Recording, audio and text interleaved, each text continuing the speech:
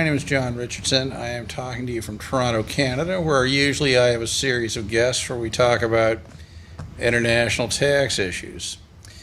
Today we're going to talk about things that are perhaps more taxing physically than international tax, and most definitely more interesting.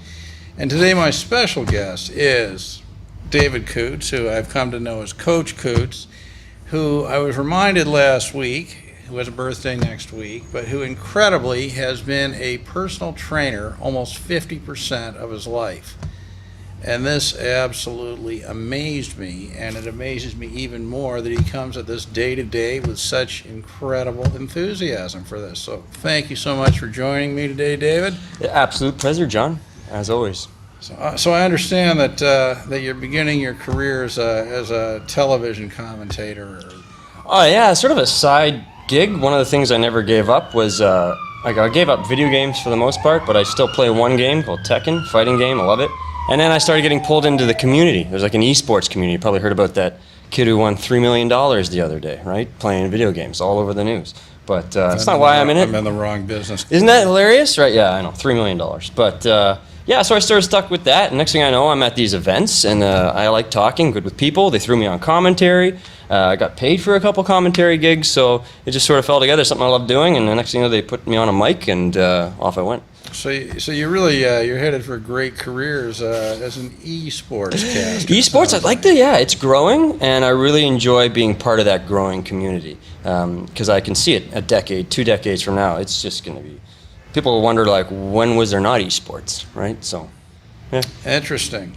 Well, let's get back to the whole fitness thing here. Sure. Get started with the fitness thing. So, so you got a birthday next week, and so we figured out that more than 50% of your conscious life has been devoted to personal training. This is unbelievable to me. I love how you find that unbelievable, but yeah, it's been a long time. No, I can understand how you'd be into personal fitness, but what amazes me is the dedication to training other people all these years. It's true.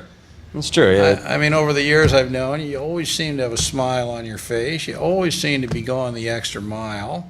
And, it's like, how do we put it? Somebody's got to care. You are the person who cares. Yes, that was your favorite coined term. One day you came in and, you had some plantar fascia issues with your feet, and I kept pushing you to, we got to get this footwork done in order to remove pain and stuff like that, and you kind of be, all right, fine. And I was like, oh, listen, nobody out there cares about their feet. You don't care. It's like, and damn it, John, somebody's got to care.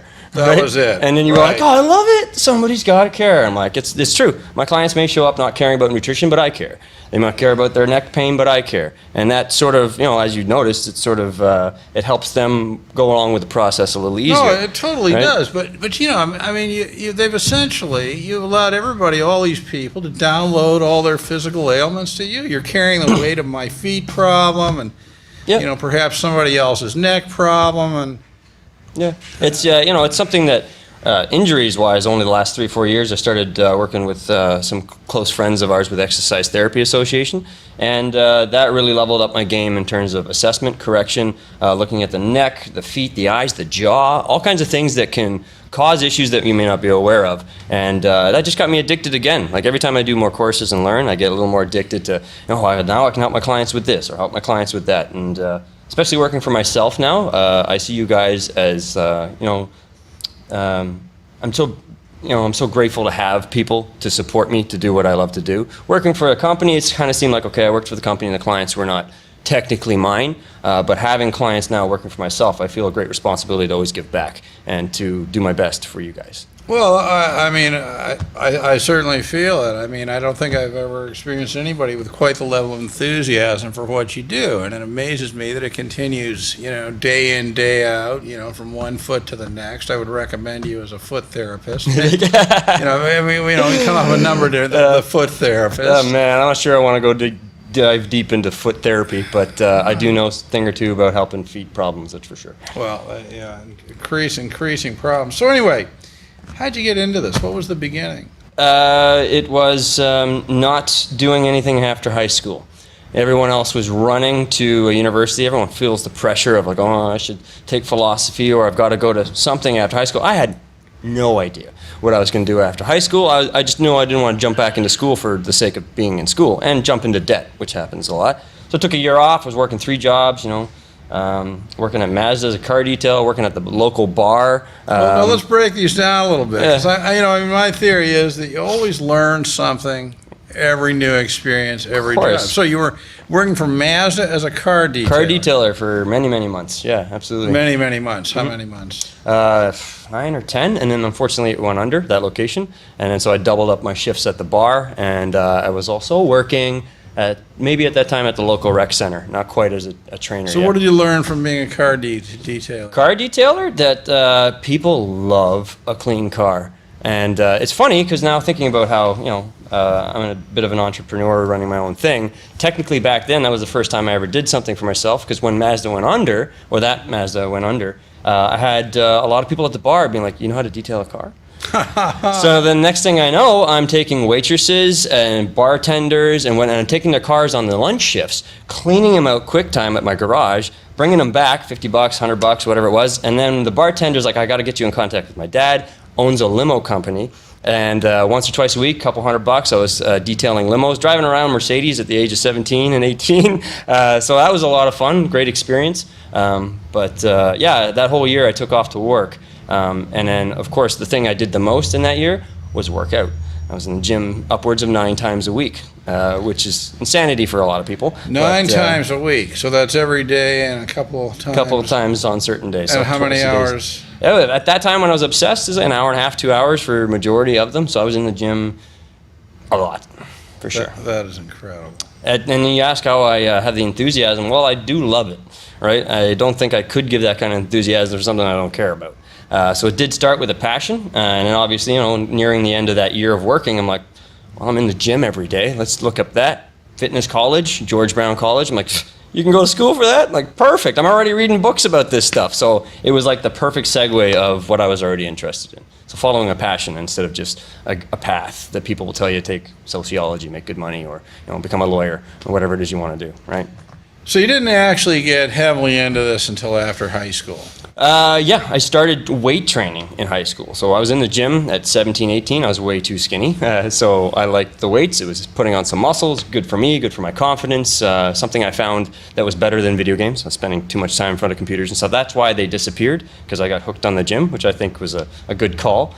Unless I was that kid who won $3 million, that's a different story. But it was kind of around high school area. I got hooked in the gym, and then once I became a trainer, it was job after job, trainer, job after job. So you need some kind of a certification to be a trainer? Yes. Is that the idea? Absolutely. Yeah, you have to have a certification, and you have to. Well, now I also have to have insurance, right? So because it's not through a company, it's through myself. So being insured as well, and having certifications, which I've done many of, CanFits, CSEPs. I'm going for the NACA likely this year, next year, just a strength and conditioning company, and And those are always nice because when you switch up the ones you do, you always learn different techniques or different ways to assess.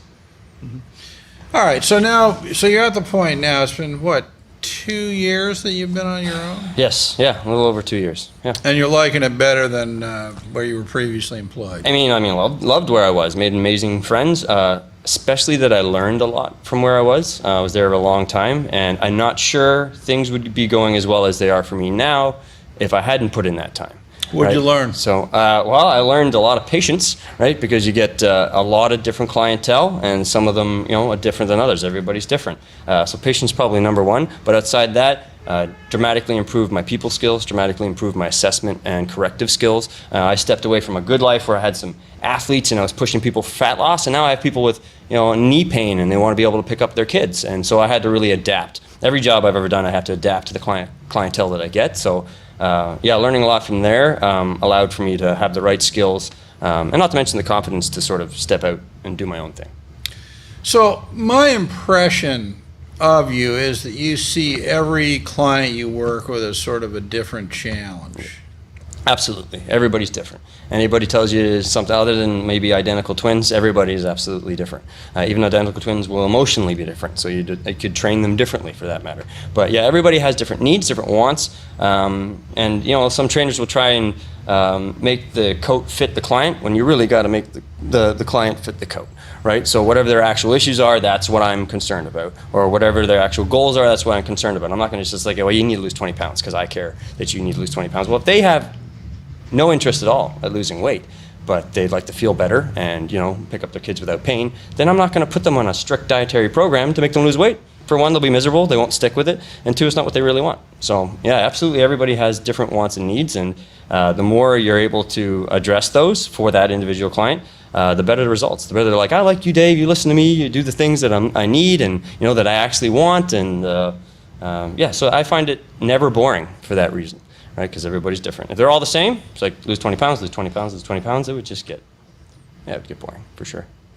Well, how do you figure out what it is they really want? I mean, half the times I think, through, my experience with this stuff, and, you possibly would agree with this, that this guy doesn't really always know what he wants. It's true, 100%. So there is a common theme amongst people, all people, is that they generally care about their health, even if they may not show it.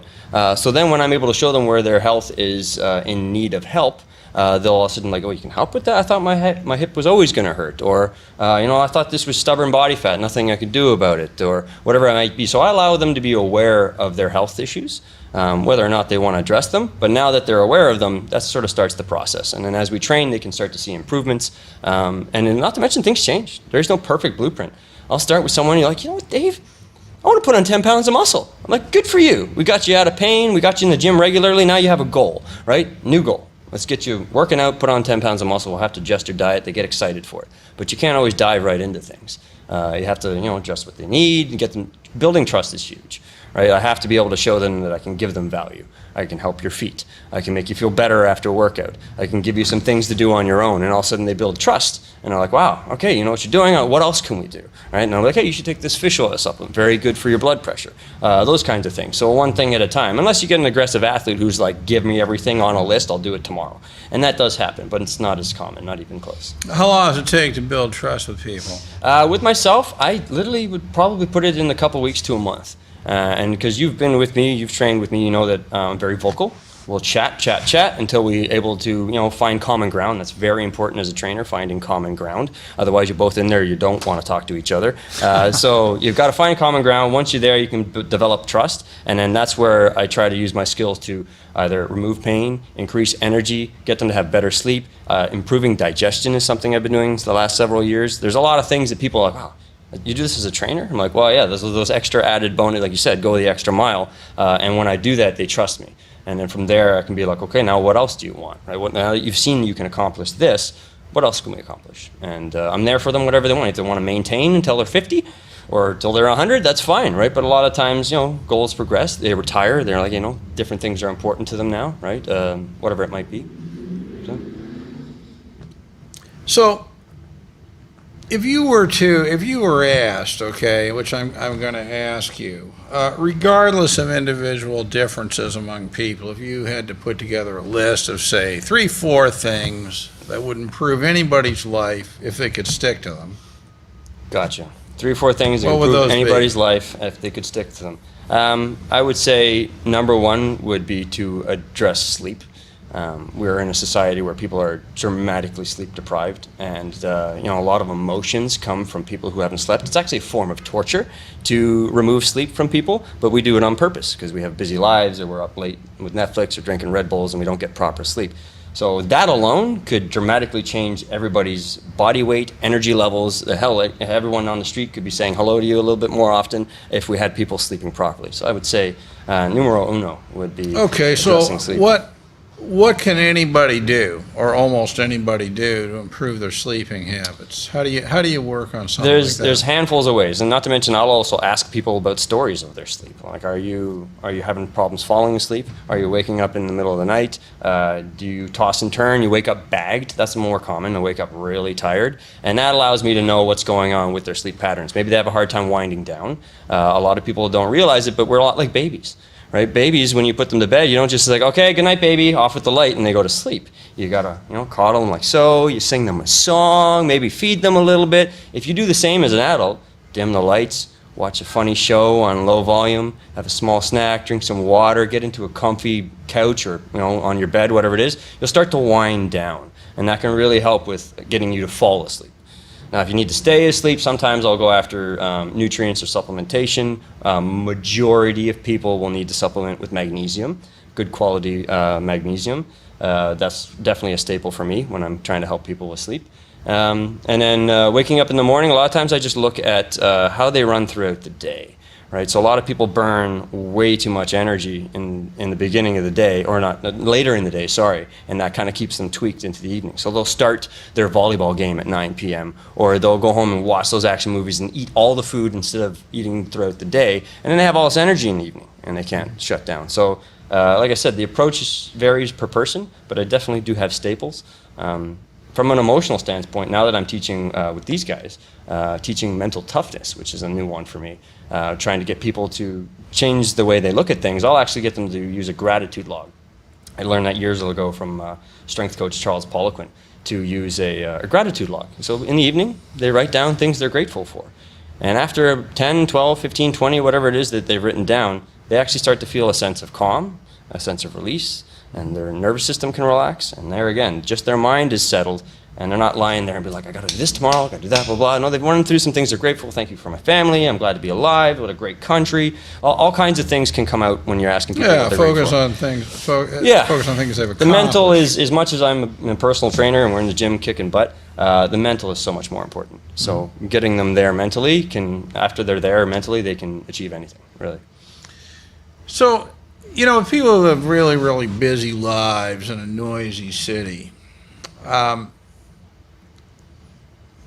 would think that it would be that most people have trouble just focusing. Yeah, absolutely. Attention span, for sure. ADD society, ADHD society. And that's also a learned habit. We hear it on the news all day long that people are spending too much time on their phone, they're addicted to their phone. So what that does is constant, instant gratification. Bing, bing, likes, bing, bing, my favorite photo, bing, bing. And then all of a sudden they go to the real world. And they can't quite shut that down. So a lot of it is a learned habit. Do you think that people would be better off if they weren't connected 24/7 with their phones? 24/7 is just not a good idea to be connected to anything, right? You should be able to have things in subgroups. You spend a little bit of time on your phone, you spend some time with family or kids, you spend some time alone. A lot of people don't do that. Like, had an evening to yourself, just read a book or did what it is you want to do, play piano.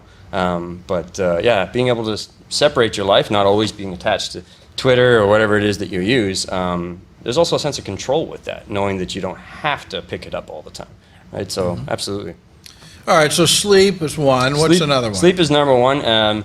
Number two, this is something just because I would consider it a bit of an epidemic, if you will, a bloating epidemic, in the sense that a lot of people who I talk to, I eat this food, it makes me bloat. I eat this food, it makes me bloat. Or eating this thing, my stomach hurts, I have horrible digestion, so digestion would be another huge one I would attack for most people.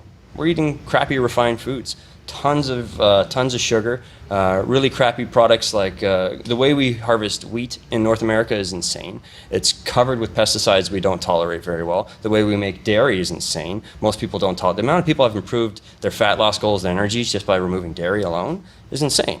Right, so definitely one of the things I would approach if someone had to, I want to feel better, get some sleep, and address your digestion. If you're not going often, if you're going too often, if there's problems with your digestion, that's a big issue. Look at it like a car. You're pumping smoke out the back end, always, right? And that's not healthy. That car will break down. We're kind of the same. Just because you look okay on the outside, the inside matters too, right? So digestion, for sure.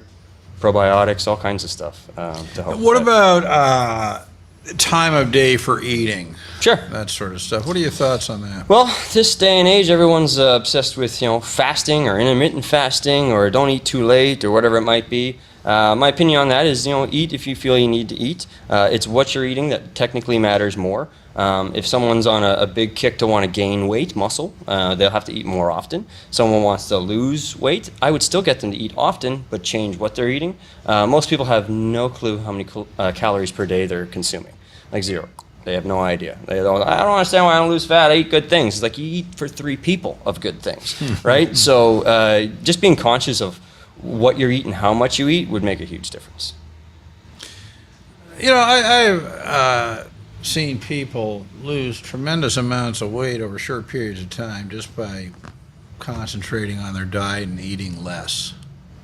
Absolutely. Yeah, absolutely. And that's something I always remind people, because they'll come to me like, I gotta get into shape, Dave. I start working out every day. And I'll be like, well, if you're gonna burn the tires that often, does it not make sense to change them and refuel the car every once in a while? It's like, well, yeah. A lot of people will go to CrossFit classes and crush workouts and adjust their diet, none, right? And they expect results. They want to train like an athlete and eat like a bird.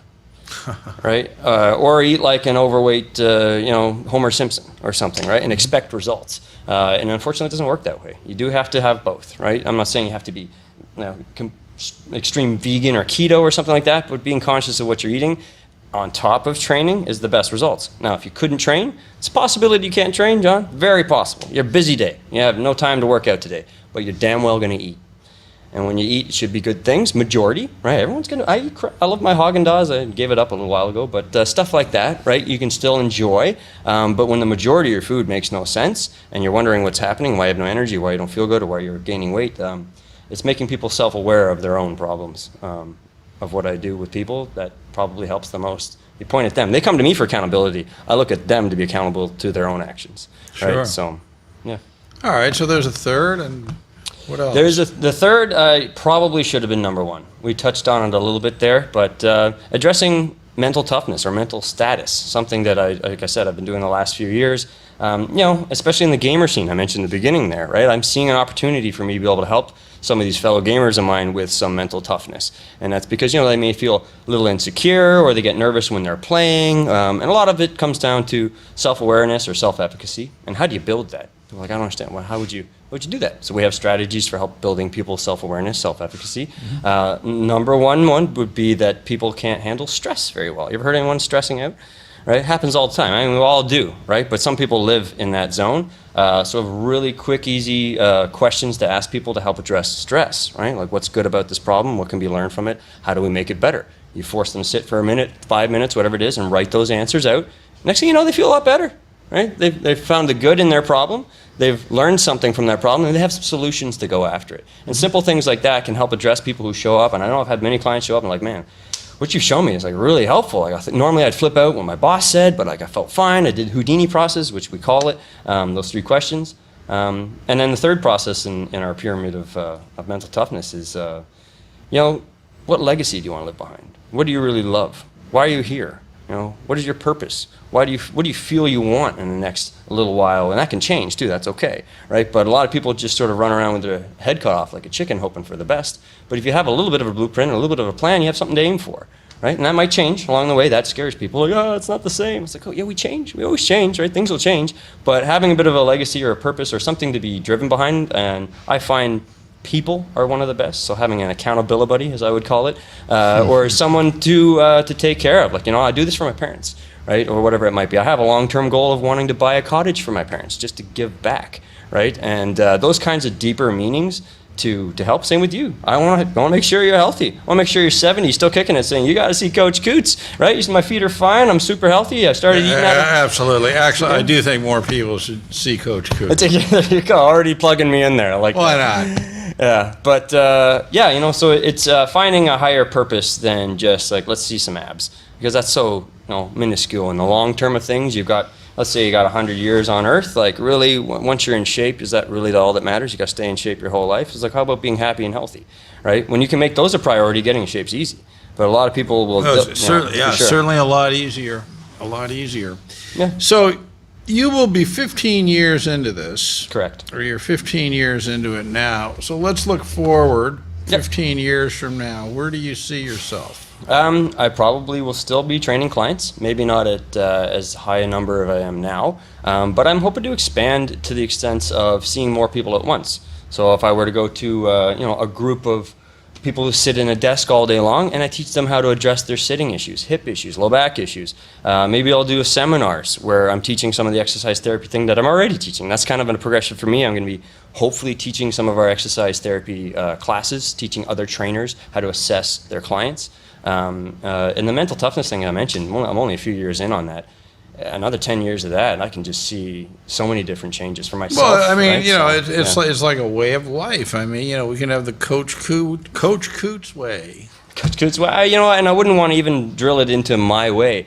Everybody has their own way, their own journey, and it's my job to try and enlighten that for them, teach them that, so that they can, be happy for themselves, right? If they rely on me to be happy, I haven't met my goal. I want them to be happy for themselves. I technically would love it if you call me and like, Dave, I can't train anymore. I've taken care of my feet. I'm in great shape. I'm eating lots of vegetables. I'm living on the beach. Life's good. Thanks for everything you taught me. That would make me super happy, believe it or not. I kind of aim for that with most clients. I completely understand why they see me for accountability reasons. Same reason I have an accountant. I don't want to deal with it. They deal with it. So I definitely have empathy for that. But yeah, that's pretty much why I do it. The thing I've always wondered about you is, how do you keep the enthusiasm going? I cannot believe for a minute that every minute of these hours that you spend with me are happy moments for you. I just can't believe it. With you guys, it kind of is. You got to remember, too, I was happy enough as it was working for another company doing this. It's something I love to do, and all of a sudden I'm doing it for a living. Are you kidding me? And so I was doing it for another company, and now I do it for myself. There's no hold bar. I can tell you what you should and shouldn't eat, and it kind of used to be on the hush-hush at other places I would work. I will address mental toughness. I'll address all kinds of things. It's an open book for how do I train clients now. So I'm much happier in that sense that I can address all kinds of things with you guys. But I still do very much love it. And just look at it from a perspective of if you went and saw your dentist and he was a mean old bastard and always picked away your teeth and was yelling at someone and smoking cigarettes, you wouldn't want to see that guy. Right? So I do, again, I empathize for how you guys step in there. If Coach Coutts is in a bad mood, how well is that workout going to go for the client?